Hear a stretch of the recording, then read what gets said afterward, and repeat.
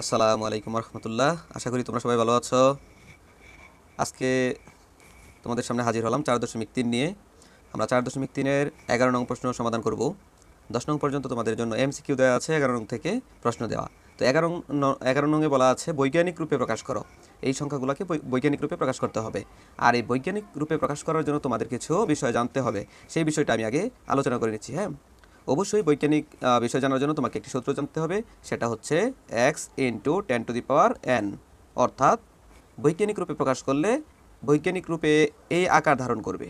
ঠিক আছে, এই আকার ধারণ করবে। এটাকে তুমি এভাবেও লিখতে পারো, এ দিয়েও লিখতে পারো, a × 10⁻n, এই আকারে লিখতে পারবা। হ্যাঁ, তারপরে হচ্ছে তোমাকে এটা করার জন্য, বৈজ্ঞানিক রূপে প্রকাশ করার জন্য তোমাকে অঙ্ক সম্পর্কে জানতে হবে। অঙ্ক কত প্রকার দেখো। অঙ্ক হচ্ছে 2 প্রকার। অঙ্ক 2 প্রকার, ঠিক আছে। দেখো, অঙ্ক 2 প্রকার। এক হচ্ছে সার্থক অঙ্ক, মনোযোগ দিও। এক হচ্ছে সার্থক অঙ্ক, আর 2 হচ্ছে সহায়ক অঙ্ক। ঠিক আছে, দেখো সার্থক অঙ্ক কোনগুলো? 1 থেকে 9 পর্যন্ত যে সংখ্যাগুলো রয়েছে সবগুলো হচ্ছে সার্থক অঙ্ক, আর সহায়ক অঙ্ক হচ্ছে 0। ঠিক আছে, এই বিষয়টা তোমাদের জানতে হবে। এবং আরও একটি বিষয় জানতে হবে তোমাকে, সেটা হচ্ছে এই যে এ বা এক্স, এই মানটা সবসময় থাকবে হচ্ছে 1-এর সমান বা 1 থেকে বড় এবং 10 থেকে ছোট। অর্থাৎ এখানে লিখে দিচ্ছি, দেখো এটা হবে এরকম: 1 is less than 1 is less than x is less than 10। অর্থাৎ এক্সের মানটা বা এর মানটা কী হবে? 10-এর থেকে ছোট হবে এবং 1 থেকে সবসময় বড় হতে হবে। তাহলে অবশ্যই প্রথমে যে আমরা সংখ্যাটি নিব সেটা অবশ্যই কী হতে হবে? 10 থেকে ছোট হতে হবে এবং 1-এর সমান বা 1 থেকে বড় হতে হবে। ঠিক আছে, তো এখন আমরা অঙ্কটি সমাধান করব।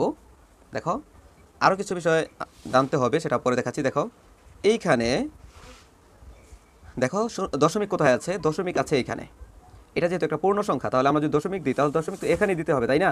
তো এখানে যদি আমরা দশমিক দিই, মনে করো এখানে দশমিক দিলাম, কিন্তু আমাদের তো এই সূত্র অনুসারে এর মানটা কি হতে হবে? এর মানটা হতে হবে 10 থেকে ছোট। এখন আমরা যদি এখানে দশমিকটা এখান থেকে এখানে 2 ঘর নিয়ে আসি, তাহলে 65.30 হয়। আর 65 তো 10 থেকে কি বড়, তাই আমরা এখানে 3 ঘর আগে দশমিকটা নিয়ে আসবো। হ্যাঁ, দেখো 3 ঘর আগে দশমিক নিয়ে আসবো। এখানে দশমিকটা ছিল, মনে মনে তুমি চিন্তা করো, যেটা যেহেতু পূর্ণ সংখ্যা, দশমিক দিলেও আমাদের এখানে দেওয়া যাবে না, তাহলে তো এইটুকুর কোনো দাম থাকবে না, তাই না? তো এইখানে দশমিক দিলে পরে একটা শূন্য দিয়ে দিবা। তো এটা দিলেও দিতে পারো, না দিলেও নাও দিতে পারো। যেরকম যদি থাকে আমি দেখাই দিচ্ছি, দেখো 6530.0।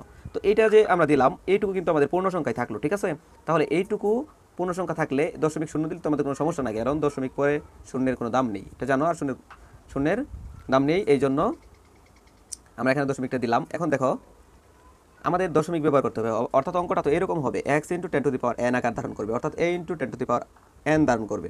তাহলে এখানে কত দিতে পারি আমরা? এটাকে যখন আমরা এখান থেকে এখানে নিয়ে আসব, অর্থাৎ এরকম হবে। দেখো এখানে দেখাই 6, এখানে দশমিকটা নিয়ে আসলাম, তাহলে পরে থাকলো কি? থাকলো হচ্ছে 530। ঠিক আছে, এখন এইখানে আমরা কি করব? আমরা কিন্তু এর মানটা লিখে ফেলছি, এখন আমরা এখানে ইনটু দিব। ঠিক আছে, দেখো এখানে আমরা ইনটু দিব। এখন আমরা এখানে কি দিব? এই যে সূত্রে 10 আছে, এই 10 দিব। এখন 10⁻ কত দিব? দেখো দশমিকটা ডান পাশ থেকে, মানে এখান থেকে এখানে চলে আসছে, এখানে আসছে। হ্যাঁ, এখান থেকে এখানে আসছে। কত ঘর আগে? 1 2 3, 3 ঘর আগে আসছে। 3 ঘর বামে আসছে। যদি বামে আসে তাহলে আমরা এখানে পাওয়ারটা প্লাসের দিব, আর যদি এখান থেকে ডানের দিকে যায় তাহলে পাওয়ারটা কি দিব? মাইনাস দিব। তাহলে যেহেতু 3 ঘর আগে আসছে, বামে আসছে, কিউব দিয়ে দিব। এটা হলো আমাদের অ্যান্সার। ঠিক আছে, এখানে ছোট করে তোমরা লিখে নিতে পারো যে যদি দশমিকটা বামে আসে তাহলে পাওয়ার কি হয়? দশমিক বামে আসলে 10⁻10-এর উপর যে পাওয়ার থাকবে সেটা হবে প্লাসে, এবং যদি দশমিকটা ডানে যায় তাহলে পাওয়ার হবে মাইনাসের। ঠিক আছে, আমি দিলাম এখানে দশমিক। দশমিক বামে গেলে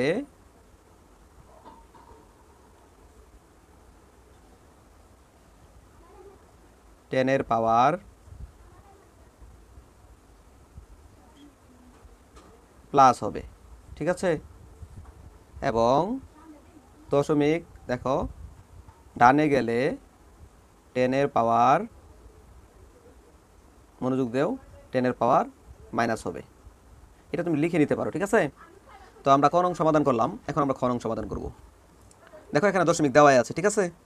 এটাতে দশমিক দেওয়া ছিল না, তাই দশমিক আমরা দিয়ে নিছিলাম ডানে।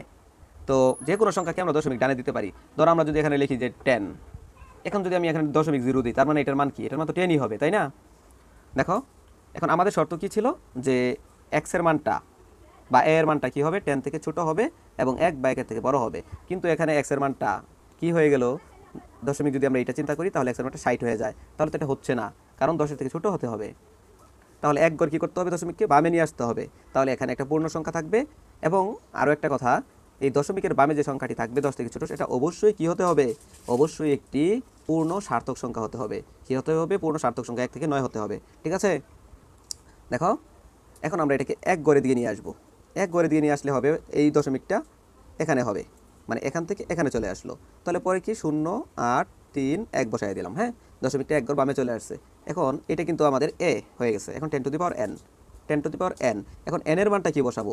n এর মানটা দেখো, দশমিকটা কত ঘর বামে চলে গেছে? দশমিকটা এক ঘর বামে চলে গেছে, তাই না?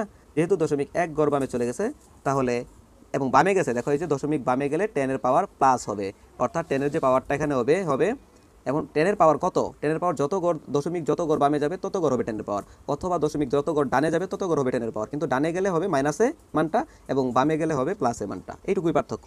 কিন্তু দশমিক যত গড় ডানে বামে যাবে ততই হবে 10 এর পাওয়ার, এইটুকু মাথায় রাখবা জাস্ট। হ্যাঁ, তাহলে যেহেতু দশমিকটা এক গড় বামে গেছে, তাহলে 10 এর পাওয়ার হবে 1। এটাই হলো আমাদের অ্যান্সার, ঠিক আছে। এখন আমরা গ নং প্রশ্নটি সমাধান করব। দেখো খুব ইজি, বুঝতে পারলে। এইখানে দেখো আমাদের দশমিক আছে এইখানে। এখানে দেখো আমাদের এর মানটা কি লাগবে বা এক্স এর মানটা 10 থেকে ছোট 1 থেকে বড়, কিন্তু আছে আমাদের কি এখানে যে পূর্ণ সংখ্যাটা থাকবে এটা কি আছে? অবশ্যই 1 বা 1 এর থেকে বড় হতে হবে, 10 এর থেকে ছোট হতে হবে, কিন্তু আমাদের আছে 0। তাহলে এটাকে কি করতে হবে? এখান থেকে সরিয়ে নিয়ে সার্থক অঙ্কের কাছে নিয়ে যেতে হবে। অর্থাৎ সবসময়ই কি করতে হবে? তোমাকে সবসময়ই দশমিক সংখ্যার বামে একটি সার্থক অঙ্ক লাগবে। আবারও বলছি, সবসময়ই দশমিক সংখ্যার আগে একটি সার্থক অঙ্ক লাগবে। এই জন্য তোমাকে দশমিক যেখানে খুশি সেখানে নিয়ে যেতে হবে, এবং যত গণ নিবা 10 এর পাওয়ার ততই হবে। শুধু ডানে গেলে পাওয়ারটা মাইনাসের হবে, বামে গেলে পাওয়ারটা প্লাসের হবে। দেখো এইখানে আছে দশমিক। এখন আমাদের তো সার্থক অঙ্ক একটা বামে লাগবে, তাহলে এই দশমিকটাকে এখান থেকে সরিয়ে আমরা এইখানে নিয়ে আসবো, এইখানে নিয়ে আসবো। হ্যাঁ, এইখানে নিয়ে আসবো। তাহলে এখানে নিয়ে আসলে কী হবে? দেখো 2.45 কী হবে? 2.45। দেখো এই দশমিকটা আমরা এখানে নিয়ে গেলাম। এই আবার বলছি, দেখো এই দশমিকটা আমরা এখানে নিয়ে গেলাম। তাহলে এই দশমিকটা যখন এখানে নিয়ে যাব, তাহলে 2 এর পরে দশমিক, আর 2 এর বামে কি শূন্য থাকবে 3টা। এখন তোমরাই বলো, কোনো সংখ্যা পূর্ণ সংখ্যার আগে মানে বামে যদি কোনো শূন্য থাকে, ওই শূন্যের কি কোনো দাম থাকে না। তাই আমরা 2 এর আগে কোনো শূন্য ব্যবহার করলাম না। দশমিক পরে 45 আছে, 45 তো নিতেই হবে। এটার সাথে এখন আমরা গুণ দিব 10। এখন 10 এর উপর পাওয়ার কত দিব? দেখো কত গড় ডানে দশমিকটা নিচ্ছ, ডানে গেলেও পাওয়ার দিতে হবে, বামে গেলেও পাওয়ার দিতে হবে। যত গড় যাবে তত পাওয়ার দিতে হবে। কত গড় গেছে? 1 2 3 4, 4 গড় গেছে। কত গড় গেছে? 4 গড়। সুন্দর করে বুঝাও, 4 গড় কিন্তু গেছে। তাহলে কত হবে? 1 2 3 4, 4 গড় ডানে গেছে। তাহলে 10 টু দি পাওয়ার 4 হবে, ঠিক আছে। দেখো 10 টু দি পাওয়ার 4 হবে। এখন তোমরাই বলো, এটা প্লাসের থাকবে না মাইনাসের থাকবে? কারণ দেখো ডানে গেছে, এই যে দশমিক ডানে গেলে 10 এর পাওয়ার মাইনাস হবে। তো 10 এর পাওয়ার হচ্ছে 1 গড় 2 গড় 3 গড় 4 গড় ডানে গেছে, তাই 4 দিলাম, এবং ডানে যাওয়ার ফলে এটা মাইনাসের হয়ে যাবে, ঠিক আছে। এটাই হলো আমাদের বৈজ্ঞানিক রূপে প্রকাশ, এটাই অ্যান্সার। এখন আমরা ঘ নং প্রশ্নটি সমাধান করব। দেখো এখানে কি বলা আছে, 375-এর পর এখানে শূন্য আছে 5টা। এখন আমাদের কথা হচ্ছে আমাদের দশমিক আনতে হবে, মানে দশমিকের বামে একটা মাত্র সংখ্যা থাকবে। কয়টা সংখ্যা থাকবে? একটা। এবং ওই একটা সংখ্যা অবশ্যই 1 এর থেকে বড় হবে, এবং কি হবে? 1 এর থেকে বড় হবে এবং 10 এর থেকে ছোট হবে, অথবা 1ও হতে পারে, কিন্তু 10 এর থেকে বড় হওয়া যাবে না। আমরা যদি 2 গড় পরে দশমিক দিই, তাহলে পূর্ণ সংখ্যাটা দশমিকের পূর্বের সংখ্যাটা কি হয়ে যাবে? মানে সার্থক অঙ্কটা বড় হয়ে যাবে 10 থেকে। তাই আমরা 1 গড় পর দশমিক দেবো, ঠিক আছে। এখন দশমিকটা কোথা থেকে আনবো? তোমাকে মনে মনে দশমিকটা এখানে দিয়ে নিতে হবে। আমি এখানে লিখে দিচ্ছি, দেখো 375, 5টা শূন্য, 1 2 3 4 5। এই যে এখানে একটা দশমিক তোমাকে দিয়ে নিতে হবে, আর দশমিকের উপর একটা শূন্য এখানে দিতে পারো। এখন এই দশমিকটা তোমার নিয়ে আসতে হবে এইখানে, ঠিক আছে। এইখানে নিয়ে আসতে হবে, এইখানে। তাহলে ইকুয়াল, এখানে দশমিকটা ছিল 1 গড় 2 গড় 3 গড় 4 গড় 5 গড় 6 গড় 7 গড় বামে চলে আসছে 3.75, ঠিক আছে। কি দিলাম? 3.75। তো এইখানে যে দশমিকটা ছিল, এই যে এটা, মানে এটা তো একটা পূর্ণ সংখ্যা, দশমিক সংখ্যা না, এখানে দশমিক দিয়ে নিতে হবে। তো এটা এখানে কি মাত্র 1 গড় বামে থাকবে, এখানে দশমিকটা নিয়ে আসতে হবে, কারণ আমাদের সূত্র অনুযায়ী এবং এই শর্ত অনুযায়ী। এই শর্তটা অবশ্যই মাথায় রাখতে হবে, 1 বা 1-এর বেশি থাকবে এবং 10 বা 10-এর ছোট থাকতে হবে, 10 হলে হবে না। হ্যাঁ, তাহলে অবশ্যই 10-এর ছোট মানে কি 9 পর্যন্ত। তাহলে সার্থক অঙ্ক যে আছে 1 থেকে 9 পর্যন্ত, এই 1 থেকে 9 পর্যন্ত যে কোনো সংখ্যা হতে পারে দশমিকের আগের সংখ্যাটি, তাহলে এটা বৈজ্ঞানিক রূপ হবে। এবং সাথে গুণ থাকতে হবে 10 টু দি পাওয়ার n আকার, এবং এটাকে গুণ করলে, এগুলাকে গুণ করলে আবার এটাই কিন্তু ফিরে আসবে। ঠিক আছে, তাহলে এটা যখন আমরা একবার আগে এখানে দশমিকটা নিয়ে আসলাম, পরে 7 5 0 0, এটা তোমরা কেন বসাবা বলো তো? বসাবা না, দশমিকের পরে সংখ্যার ডানে শূন্যের দাম নেই, তাই আমরা সংখ্যাগুলো বসাবো না, শুধু গুণ দিব এবং 10 দিব, 10-এর উপর পাওয়ার n। কত গড় বামে আসছে? 1 2 3 4 5 6 7 গড় বামে আসছে, তাহলে এখানে 7 দিয়ে দিব এবং বামে আসার কারণে প্লাস হবে। ঠিক আছে, আশা করি এটুকু তোমরা বুঝতে পেরেছ। তারপর আমরা এখন কি করব? ও নং প্রশ্নটি সমাধান করব। দেখো ও নং এ কি বলা আছে? ও নং এ বলা আছে 0.000000, অর্থাৎ 6টা শূন্য তারপরে 14। এখানেও দেখো এই যে দশমিকের আগের সংখ্যাটি আমরা বলছিলাম অবশ্যই সার্থক সংখ্যা হতে হবে, মানে 10 থেকে ছোট হতে হবে, 1-এর সমান বা 1 থেকে বড় হতে হবে। ঠিক আছে, এবং সার্থক অঙ্ক হতে হবে। শূন্য কিন্তু সহায়ক অঙ্ক, শূন্য এখানে থাকলে হবে না। এই যে এখানেও কিন্তু শূন্য ছিল, তো শূন্য থাকলে, এই যে এখানেও শূন্য ছিল, হ্যাঁ, তো শূন্য থাকলে হবে না। তাই আমাদের কি করতে হবে? শূন্যের আগে, দশমিকের আগে শূন্য থাকলে হবে না, সহায়ক অঙ্ক থাকলে হবে না, সার্থক অঙ্ক 1 থেকে 9 লাগবে এবং বড় এবং শর্ত মোতাবেক 10-এর ছোট থাকতে হবে। তাহলে আমরা এখন কী করবো? এই দশমিকটাকে দশমিকের পূর্বে সার্থক অঙ্ক বানানোর জন্য এখানে নিয়ে যেতে হবে। আবার লিখছি আমি এখানে, দেখো 0 পয়েন্ট কয়টা? 6টা শূন্য, 1 2 3 4 5 6, পরে 14। দেখো এই যে এই দশমিকটা আমরা এইখানে নিয়ে যাব। হ্যাঁ, এইখানে নিয়ে যাব। এইখানে কত গড় ডানে নিয়ে গেলাম? 1 2 3 4 5 6 7, 7 গড় ডানে নিয়ে গেছি। হ্যাঁ, তো 7 গড় আমরা ডানে নিয়ে গেছি।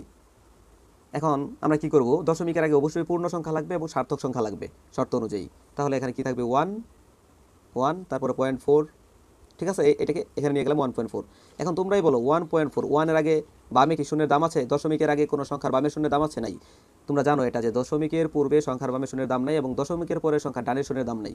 এই জন্য আমরা এখানে শূন্যগুলো দিই নাই, কারণ দশমিকের পরে সংখ্যার ডানে শূন্যের দাম নাই। এখন আমরা কি করব? 1.4 দিলাম, ইন্টু 10 দিব। পাওয়ার কত দিব? কত গড় তুমি দশমিকটা কত গড় ডানে নিছো? 7 গড়। 1 2 3 4 5 6 7 গড়, তাহলে এখানে 7 দিয়ে দিবা। এবং এখন বলো এটা প্লাসের হবে না মাইনাসের হবে? এটা অবশ্যই মাইনাসের হবে, কারণ এখানে বলা আছে দেখো দশমিক ডানে গেলে 10-এর পাওয়ার মাইনাস হবে। ঠিক আছে, তাহলে অবশ্যই এখানে -10 হবে। তো এটাই হলো আমাদের বৈজ্ঞানিক রূপে প্রকাশ। আশা করি তোমরা 1 নং এর বৈজ্ঞানিক রূপে প্রকাশ আর কোনোদিন বলবা না ইনশাল্লাহ। হ্যাঁ, তো এই ক্লাসটি এ পর্যন্তই থাকলো। আমরা পরবর্তীতে 12 নং প্রশ্ন অন্য ক্লাসে সমাধান করবো ইনশাল্লাহ। সবাই ভালো থেকো, সুস্থ থেকো, সবাইকে ধন্যবাদ। আসসালামু আলাইকুম।